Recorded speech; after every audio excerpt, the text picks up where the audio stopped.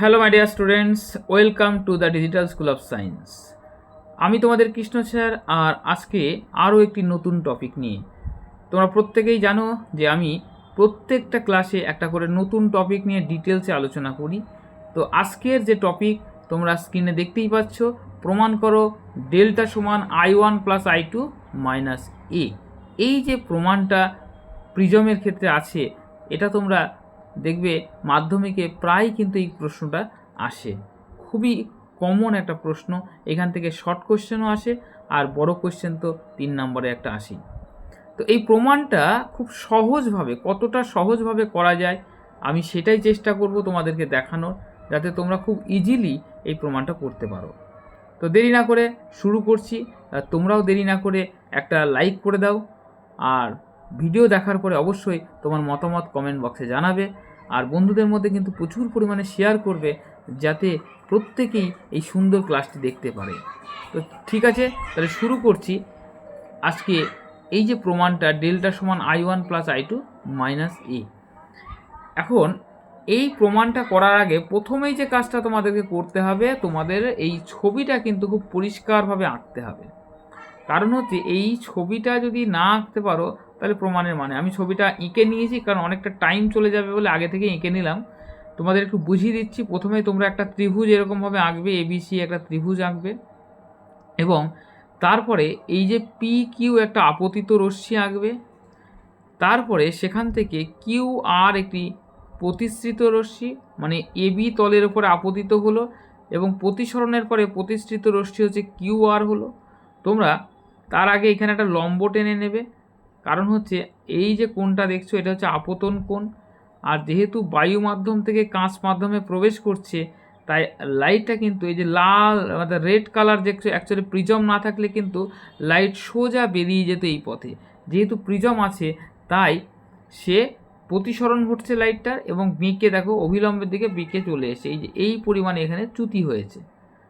ঠিক আছে, আচ্ছা এবার তাহলে প্রথম তলে তো প্রতিসরণ হয়ে গেল। এইবার এই যে রশ্মিটা কিউ আর এসে দ্বিতীয় তলে অর্থাৎ এসি তলে আপতিত হলো। এই এসি তলে যখন আপতিত হলো, তো এখানে আপতিত রশ্মি হচ্ছে কিউ আর। তো তোমরা কি করো, আর বিন্দুতে একটা অভিলম্ব টেনে নাও, স্কেলের সাহায্যে একটা লম্ব টেনে নাও তলের ওপরে। ঠিক আছে, তো তলের ওপর লম্ব যখন টেনেছো তখন এইটা হচ্ছে তোমার, এই ক্ষেত্রে এই তলের ক্ষেত্রে এই যে অভিলম্বের সঙ্গে কোণ, এটা হচ্ছে আর এটা তোমার হচ্ছে এই তলের ক্ষেত্রে আপতন কোণ, আর এইটা হচ্ছে প্রতিসরণ কোণ। তাহলে চ্যুতিকোণ কোনটা হবে? চ্যুতিকোণ হবে এই যে কোণটা দেখছো, এই কোণটা হচ্ছে চ্যুতিকোণ। এই যে এটা হচ্ছে চ্যুতিকোণ। তো এবার আমাদের যে প্রমাণটা আমরা করছি, অ্যাকচুয়ালি টোটাল চ্যুতি কত হলো? টোটাল চ্যুতি হয়েছে দেখো, রশ্মিটা কিন্তু পি কিউ এক্স এই পথে যেত যদি প্রিজম না থাকতো। প্রিজম থাকার জন্য অ্যাকচুয়ালি আর এস পথে গিয়েছে, এটাকে পেছন দিকে বাড়িয়ে দিলে টি বিন্দুতে ছেদ করছে, মানে এই অংশটা, এটা কিন্তু অ্যাকচুয়াল চ্যুতি যেটা আমি ডেল্টা বলছি সেটা হচ্ছে এইটা। বুঝতে পেরেছো? তাহলে এই ডেল্টা হলো। এবার I1 কোনটা? I1 হচ্ছে এই যে আপতন কোণ দেখছো, এটা হচ্ছে I1। আর I2 কোনটা? এই কোণটা হচ্ছে I2। এই জিনিসগুলো ভালো করে বুঝে নাও, তাহলে দেখবে প্রমাণটা খুবই ইজি লাগবে একদম। আমি বলছি তোমাকে, প্রমাণটা তোমরা এই ক্লাসটা দেখার পরে তোমরা নিজেরা বই না পড়েই প্রমাণ লিখতে পারবে। আর এ হচ্ছে এই কোণটা, এই যে প্রিজমের এই কোণটাকে বলা হয় প্রতিসারক কোণ, এটাকে হচ্ছে এ বলা হচ্ছে। তাহলে প্রত্যেকটা টার্ম তোমরা বুঝে গেলে। এবার এই যে প্রথম তলে অর্থাৎ এবি তলে যে চ্যুতিটা হয়েছিল আমি এখানে দেখিয়েছিলাম, এটাকে আমি নাম দিচ্ছি ডেল্টা 1। আর এসি তলের ক্ষেত্রে যে চ্যুতিটা হয়েছে এটাকে আমি নাম দিচ্ছি তোমার ডেল্টা 2। ডেল্টা 2 হচ্ছে এই কোণটা, এই মানে ছবিটা খুবই সূক্ষ্ম, তো এই কোণটাকে আমি বলছি ডেল্টা 2। ঠিক আছে, তো ফার্স্ট আমরা আসছি যে ডেল্টা 1 কত। দেখো ডেল্টা 1, ডেল্টা 1 মানে এখানে তোমরা লিখে নেবে। হ্যাঁ, আমি লিখছি না, জায়গাটা কম আছে, মুখে বলে দিচ্ছি। তোমরা লিখবে এবি তলে প্রতিসরণের ক্ষেত্রে, এই কথাটা লিখবে। ডেল্টা 1 ইজ ইকুয়াল টু হচ্ছে এই হচ্ছে আপতন কোণ I1, আর এইখানে হচ্ছে তোমার এইটা হচ্ছে প্রতিসরণ কোণ R1। এই কোণটাকে আমি R1 লিখছি, এইখানে R1 লিখছি।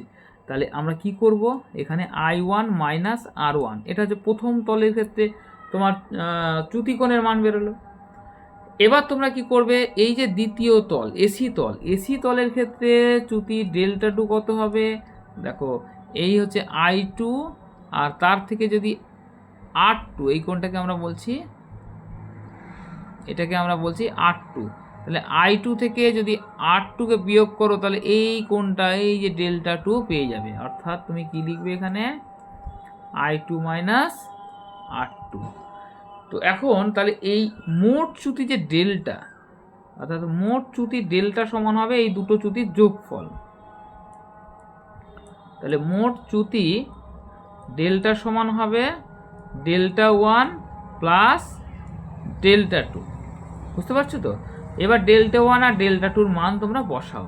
তাহলে ডেল্টা সমান কত হবে, ডেল্টা সমান বসাবে I1 minus R1 plus I2 minus R2, ঠিক আছে? এবার একটু সাজিয়ে নাও তোমরা, কি করবে, ডেল্টা সমান I1, এই I2টাকে পাশাপাশি লেখো, ওকে? আচ্ছা, এবার এই মাইনাস R1 আর এদিকে মাইনাস R2, তো মাইনাস থেকে কমন নিয়ে নাও, তাহলে দেখো এইরকম একটা রাশি আসছে, তাই না? এবার তুমি যেটা প্রমাণ করতে চাইছো, দেখো তার কাছাকাছি তুমি অনেকটা চলে এসেছো, তাই না? ডেল্টা সমান I1 প্লাস I2 মাইনাস এ, আর এখানে এসে মাইনাস R1 প্লাস R2। তাহলে এখন তোমাকে কি করতে হবে, এখন তোমাকে যেটা করতে হবে, এই R1 প্লাস R2 সমান তোমাকে এ প্রমাণ করতে হবে। তো তার জন্য কি করবে, চলো খুব সহজভাবে তোমাদেরকে বুঝিয়ে দিচ্ছি। তোমরা একটা ত্রিভুজ নিয়ে নাও। কোন ত্রিভুজটা নেবে, এই ত্রিভুজটা, অর্থাৎ কিউ ও আর, দেখতে পাচ্ছ একটা ত্রিভুজ, তো এখানে লিখে নাও ত্রিভুজ কিউ ও আর থেকে পাই, এটা লিখে নাও।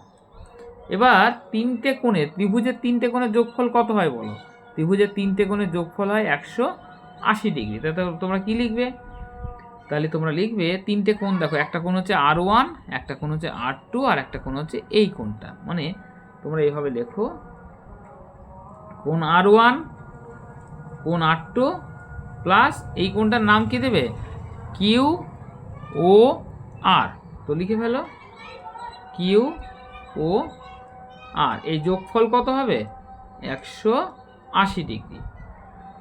বেশ, এখানেই শেষ নয়, আর একটা কাজ তোমাদের করতে হবে। কি করবে, এ কিউ ও আর, এই একটা চতুর্ভুজ আছে, তাহলে দেখো চতুর্ভুজ এ কিউ ও আর, এখান থেকে পাই, এখান থেকে পাই।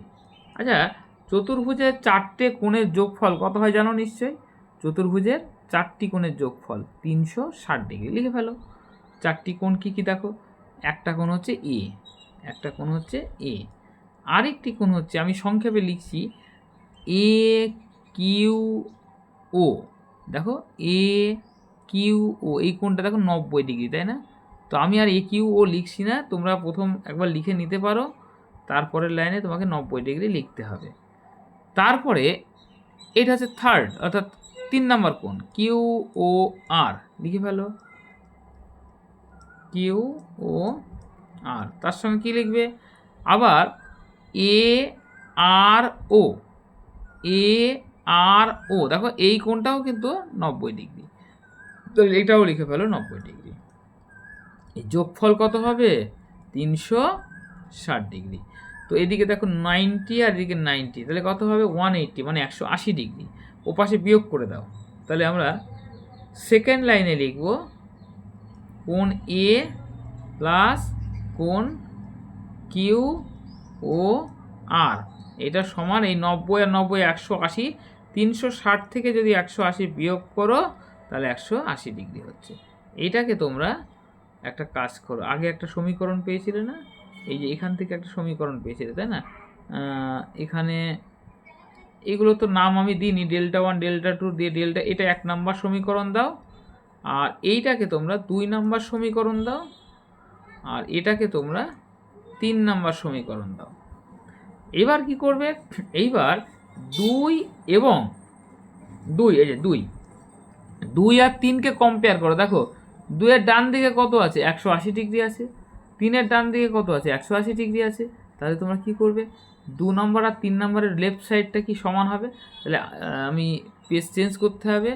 আমি একটু মনে রাখছি, R1 plus R2 plus QOR,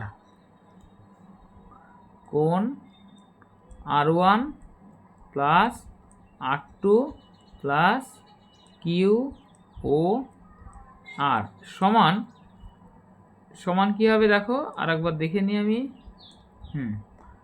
এবার এইখানে কি ছিল, এ আর এদিকে QOR, তাহলে কী লিখবো আমরা, এখানে লিখে ফেলো কোণ এ প্লাস QOR। তো দেখো QOR এবং QOR বোথ সাইড কেটে গেল। তাহলে আমরা কি লিখতে পারি, আমরা লিখতে পারি R1 প্লাস R2 সমান এ। এটা লেখা যায় তো।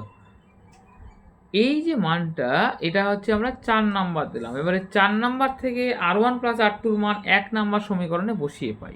এই কথাটা লিখো, 4 নাম্বার থেকে, 4 নং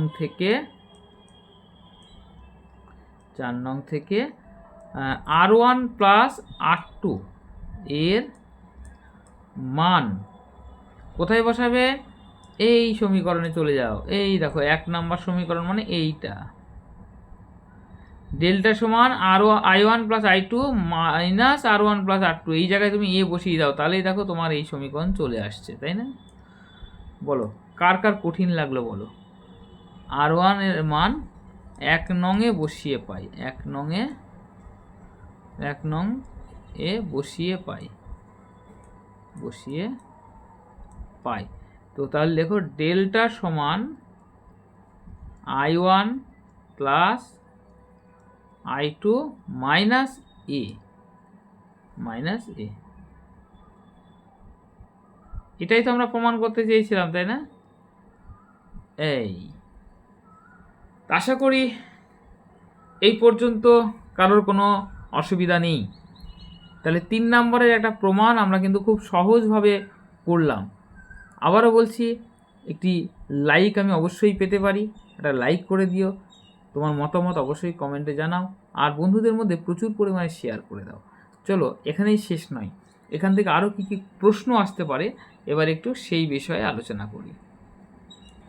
আমার ক্লাসগুলো দেখলে তোমাদের একটু মন দিয়ে ধৈর্য ধরে দেখতে হবে, তাড়াহুড়ো করবে না। আমি আবারও বলছি, প্রতিদিনই একই কথা বলি তো।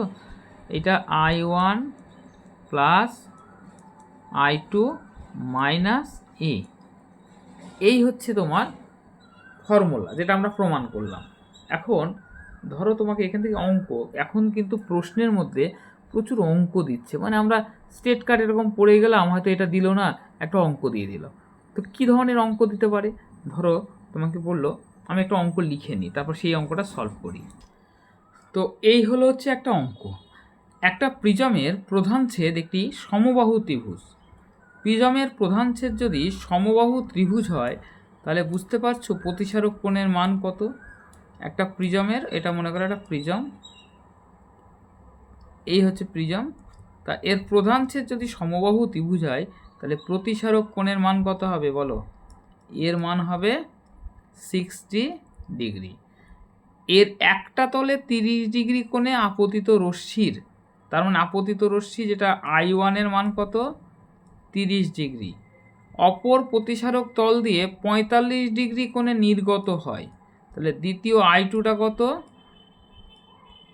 45 ডিগ্রি হলে চ্যুতি কোণের মান কত, মানে তোমাকে বের করতে হবে ডেল্টার মান কত। তাহলে বুঝতে পারছো, দেখো খুবই সহজ অঙ্ক। কি করব আমরা, ডেল্টা সমান আমরা জানি I1 প্লাস I2 মাইনাস এ। এবার মানগুলো বসিয়ে দাও। I1 এর মান কত,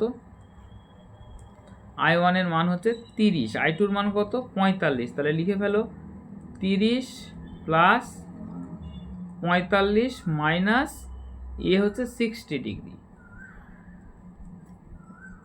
তাহলে এখানে 30 আর 45 মানে হচ্ছে 75, 75 ডিগ্রি, তার থেকে 60 ডিগ্রি বিয়োগ করো। কত হবে 15 ডিগ্রি। তো এই টাইপের কিন্তু অঙ্কও তোমাদের দেবে।